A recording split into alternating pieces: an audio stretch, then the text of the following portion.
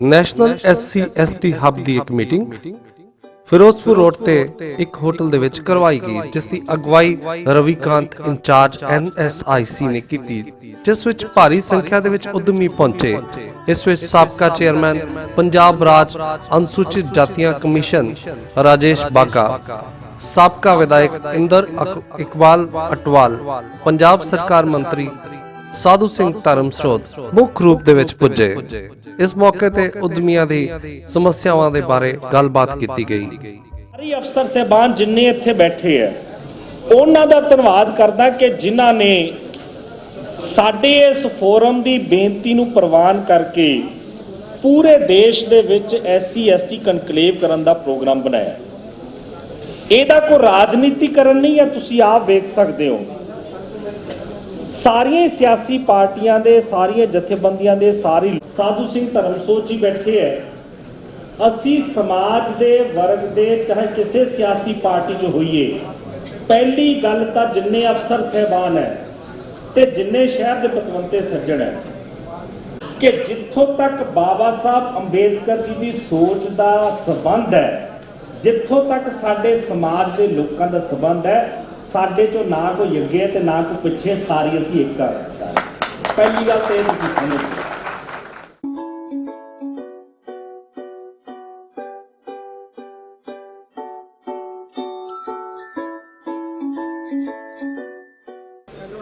हम लोग basically central tour room Ludhiana से आए हुए हैं, जो एक MSME की एक ऑर्गेनाइजेशन है। बेसिकली हम लोग यहाँ पे कोर्स प्रमोट करने के लिए आए जो SC ST के लिए फ्री हैं, एंड एज वेल एज हम अपने कंपोनेंट्स भी डिस्प्ले करने आए। बेसिकली आप देख सकते हो बड़े सारे कंपोनेंट्स हैं जिनके हमने डाइज वगैरह बनाई हुई हैं। तो बेसिकली अगर कोई अपनी डाइज वगैरह बनवाना चाहता है तो वो हमसे कांटेक्ट कर सकता है। अलॉन्ग विथ अगर किसी को कोर्सेज करने हैं which are for SC ST सारे के सारे फ्री हैं, ठीक है, वो हमसे कांटेक्ट कर सकता है। एड्रेसेस वगैरह हमारे ब्रोशर के पीछे दिए गए हैं। मिनिस्ट्री ऑफ MSME की स्कीम है zero defect zero effect certification. Quality council of India is the national monitoring and implementing unit of this scheme. ये scheme zero defect zero effect is for manufacturing units. It assesses, rates and certify the MSMEs on quality and environmental aspects, and its benefits are you can be a supply chain for OEMs, your processes will be streamlined, you will have reduced rejections, cost will be reduced, and there will be higher revenues, and Z mark will be marked as a mark of recognition, and there are other benefits coming up by the government of India.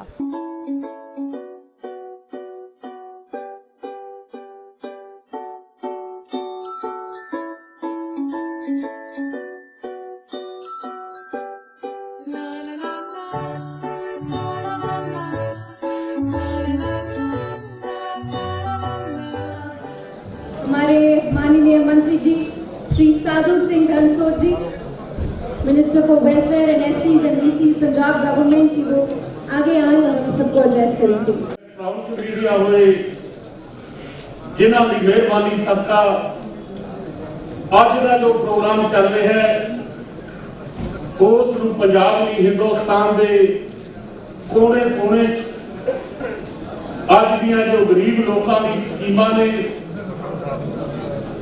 उस नूं पहुंचाउणा है। ये press का बहुत वड्डमुल्ला योगदान होगा और मेरी बेनती भी है, एक ऐसा गरीबों का यज्ञ है जिस नूं घर घर पहुंचा दो, बाकी खबरों का कोई पहुंचाओ ना पहुंचाओ। अज दीयां स्कीमां नूं पता लगे, गली गली महल्ले महल्ले SC एंड ST दे रहबर वजों रब ने भेजे। हिंदुस्तान की आजादी तो बाद वो साडे रहबर दे राही कांग्रेस पार्टी की पहली सरकार जवाहरलाल नेहरू जी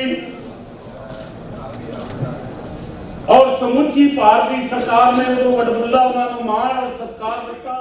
भारत संचार निगम की लिमिटेड की ओर से टेंडर कॉन्ट्रैक्टर को टेंडर देते हैं, जो BSNL में काम करने के लिए इच्छुक लोग हैं वो हमारे से टेंडर ले सकते हैं। जैसे केबल डालना, SMPS के power plant, AC power plant, OFC डालना, व्हीकल के लिए और हाउस कीपिंग के लिए ये काम है।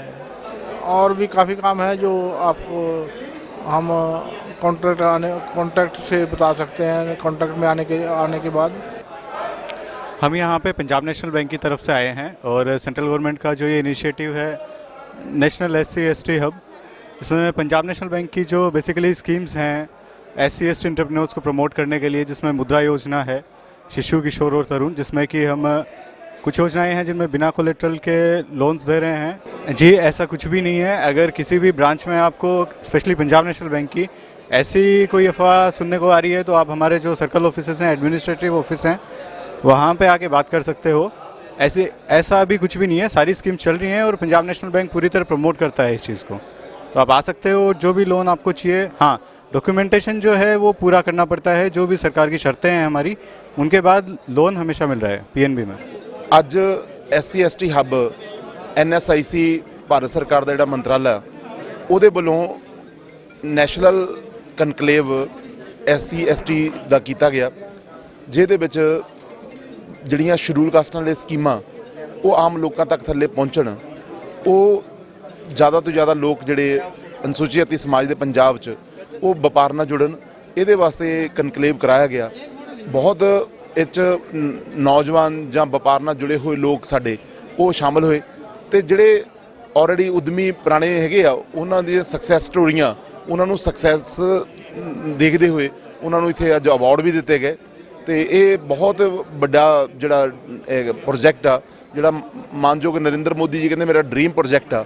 ਅਤੇ ਮੈਨੂੰ ਲੱਗਦਾ ਜੇ ਸਕਸੈਸ ਹੋ ਜਾਂਦਾ ਤਾਂ ਇਸ ਦੇਸ਼ ਨੂੰ ਬਦਲਿਆ ਜਾ ਸਕਦਾ, ਭਾਰਤ ਨੂੰ ਬਦਲਿਆ ਜਾ ਸਕਦਾ।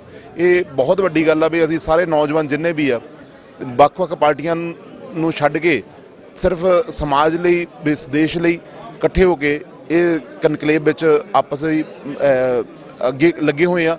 ਅਤੇ ਮੈਨੂੰ ਆਸ ਆ ਕਿ ਇਹਦਾ ਜਿਹੜਾ ਆਊਟਪੁੱਟ ਆ ਆਮ ਲੋਕਾਂ ਤੱਕ ਰਿਜ਼ਲਟ ਪਹੁੰਚੂਗਾ ਅਤੇ ਨੌਜਵਾਨ ਜਿਹੜੇ ਆ ਉਹ ਵਪਾਰ ਨਾਲ ਜੁੜਨਗੇ। ਅਸੀਂ ਸਾਰਿਆਂ ਨੂੰ ਬੇਨਤੀ ਵੀ ਕੀਤੀ ਵੀ ਤੁਸੀਂ ਇਹਨੂੰ ਜਿਹੜੇ ਪੁਰਾਣੇ ਸਾਡੇ ਵਪਾਰੀ ਆ ਉਹ ਨੌਜਵਾਨਾਂ ਨੂੰ ਵੀ ਅੱਗੇ ਵਪਾਰ ਲਈ ਇਹ SC/ST ਹੱਬ ਦਾ ਦੱਸਣ ਤਾਂ ਜੋ ਆਮ ਲੋਕਾਂ ਤੱਕ ਗੱਲ ਜਾਵੇ। ਇਹ ਪਹਿਲਾ ਸਾਡਾ ਕਨਕਲੇਵ ਆ। ਇਸ ਤੋਂ ਬਾਅਦ ਅਸੀਂ ਹੋਰ ਵੀ ਕਰਨ ਜਾ ਰਹੇ ਹਾਂ। ਜਿਹੜੀ ਸਾਡੀ schedule caste entrepreneur empowerment forum ਆ ਉਹ ਬਕਾਇਦਾ ਇਹਦੇ ਨਾਲ ਸਹਿਯੋਗ ਕਰ ਰਹੀ ਆ ਅਤੇ ਅੱਗੇ ਤੋਂ ਅਸੀਂ ਵੱਖ-ਵੱਖ ਡਿਸਟ੍ਰਿਕਟ ਦੇ ਵਿੱਚ ਇਸ ਤਰ੍ਹਾਂ ਦੇ ਛੋਟੇ-ਛੋਟੇ ਸੈਮੀਨਾਰ ਕਰਕੇ ਅਤੇ ਇਹ ਲੋਕਾਂ ਤੱਕ ਕੰਮ ਪਹੁੰਚਾਵਾਂਗੇ। ਅਤੇ ਜਿੰਨੇ ਵੀ ਸਾਡੇ ਭਰਾ ਇਹ ਜੁੜਨਾ ਚਾਹੁੰਦੇ ਵਪਾਰ ਨਾਲ ਅਤੇ ਉਹਨਾਂ ਲਈ ਖੁੱਲ੍ਹਾ ਸੱਦਾ ਪੱਤਰ ਆ ਵੀ ਇਹਦੇ ਸਹਿਯੋਗ ਦੇ ਨਾਲ NSIC MSME ਡਿਪਾਰਟਮੈਂਟ ਨਾਲ ਜੁੜੋ ਤਾਂ ਜੋ ਜਿਹੜੀਆਂ ਸਕੀਮਾਂ ਉਹਦਾ ਵੱਧ ਤੋਂ ਵੱਧ ਲਾਭ ਲਓ ਤਾਂ ਜੋ ਇਸ ਦੇਸ਼ ਨੂੰ ਬਦਲਿਆ ਜਾ ਸਕੇ। ਧੰਨਵਾਦ। ਜੈ ਭੀਮ, ਜੈ ਭਾਰਤ। ਅੱਜ ਭਾਰਤ ਸਰਕਾਰ ਦੇ MSME ਮੰਤਰਾਲੇ ਦੇ ਉਦਮ NSIC ਵੱਲੋਂ SC/ST ਹੱਬ ਦੇ ਤਹਿਤ ਇਹ ਪ੍ਰੋਗਰਾਮ ਦਾ ਆਯੋਜਨ ਕੀਤਾ ਗਿਆ, ਜਿਹਦੇ ਵਿੱਚ ਸਰਕਾਰ ਵੱਲੋਂ SC/ST ਜਿਹੜੇ ਨੌਜਵਾਨ ਆ, ਲੜਕੇ ਲੜਕੀਆਂ, ਉਹ ਆਪਣੇ ਕਾਰੋਬਾਰਾਂ ਦੇ ਵਿੱਚ ਉੱਪਰ ਉੱਠਣ, ਕਾਰੋਬਾਰ ਸ਼ੁਰੂ ਕਰਨ, ਔਰ ਜਿਨ੍ਹਾਂ ਨੇ ਆਪਣੇ ਕਾਰੋਬਾਰ ਸ਼ੁਰੂ ਕੀਤੇ ਉਹ ਆਪਣੇ ਕਾਰੋਬਾਰਾਂ ਨੂੰ ਵਧਾਉਣਾ ਚਾਹੁੰਦੇ ਆ, ਉਹਦੇ ਲਈ ਇਹ ਅੱਜ ਦਾ ਪ੍ਰੋਗਰਾਮ ਦਾ ਆਯੋਜਨ ਹੋਇਆ, ਜਿਹਦੇ ਵਿੱਚ ਸੈਂਟਰ ਤੋਂ ਔਰ ਸਟੇਟ ਤੋਂ ਸਾਡੇ ਮੰਤਰੀ ਸਾਰੇ ਪਹੁੰਚੇ ਔਰ ਸਾਰਿਆਂ ਨੇ ਆਪਣੀ ਗੱਲ ਕਹੀ ਆ। ਤੇ ਮੈਂ ਤਾਂ ਸਾਰੇ ਆਪਣੇ ਸਮਾਜ ਦੇ SC/ST ਵੀਰਾਂ ਨੂੰ, ਭੈਣਾਂ ਨੂੰ, ਸਾਰਿਆਂ ਨੂੰ ਬੇਨਤੀ ਕਰੂੰਗਾ ਕਿ ਜਿਹੜੀਆਂ ਸਕੀਮਾਂ ਸਰਕਾਰ ਤੁਹਾਡੇ ਲਈ ਬਣਾਉਂਦੀ ਹੈ, ਕਿਉਂਕਿ ਲੱਖਾਂ ਲੋਕ ਹਰ ਸਾਲ ਡਿਗਰੀਆਂ ਲੈ ਕੇ ਘਰਾਂ ਦੇ ਵਿੱਚ ਬਹਿ ਜਾਂਦੇ ਆ, ਇੰਨੀਆਂ ਨੌਕਰੀਆਂ ਨਹੀਂ ਹੈ, ਤੇ ਉਹਨਾਂ ਨੂੰ ਇਹਨਾਂ ਸਕੀਮਾਂ ਦਾ ਫਾਇਦਾ ਲੈ ਕੇ ਕਾਰੋਬਾਰਾਂ ਦੇ ਵਿੱਚ ਅੱਗੇ ਵਧਣਾ ਚਾਹੀਦਾ।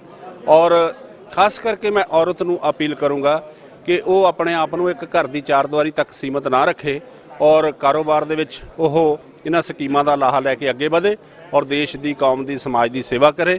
ਔਰ ਮੈਂ ਜਿਨ੍ਹਾਂ ਨੇ ਅੱਜ ਇਹ ਸਕੀਮਾਂ ਬਾਰੇ ਜਾਣਕਾਰੀ ਦਿੱਤੀ ਹੈ ਉਹਨਾਂ ਨੂੰ ਵੀ ਕਹੂੰਗਾ ਕਿ ਇਹ ਸਾਰੀਆਂ ਸਕੀਮਾਂ ਕਿਤਾਬਾਂ ਤੱਕ ਹੀ ਸੀਮਤ ਨਾ ਰਹਿਣ, ਗਰਾਊਂਡ ਲੈਵਲ ਤੇ ਇਹ ਇੰਪਲੀਮੈਂਟੇਸ਼ਨ ਹੋਣੀਆਂ ਚਾਹੀਦੀਆਂ। ਖਾਸ ਕਰਕੇ ਚਲੋ ਬਾਕੀ ਮਹਿਕਮਿਆਂ ਦੇ ਵਿੱਚ ਸਾਰਾ ਹੋ ਜਾਂਦਾ, ਲੇਕਿਨ ਜਦੋਂ ਸਾਡੇ ਨੌਜਵਾਨ, ਕਿਉਂਕਿ ਕਾਰੋਬਾਰ ਜਿਹੜਾ ਸ਼ੁਰੂ ਹੁੰਦਾ ਫਾਈਨਾਂਸ ਨਾਲ, ਪੈਸੇ ਨਾਲ, ਉਹਦੇ ਲਈ ਲੈਂਡ ਹੋਣੀ ਚਾਹੀਦੀ ਹੈ, ਮਸ਼ੀਨਰੀ ਹੋਣੀ ਚਾਹੀਦੀ, ਤਾਂ ਕਾਰੋਬਾਰ ਸ਼ੁਰੂ ਹੁੰਦਾ।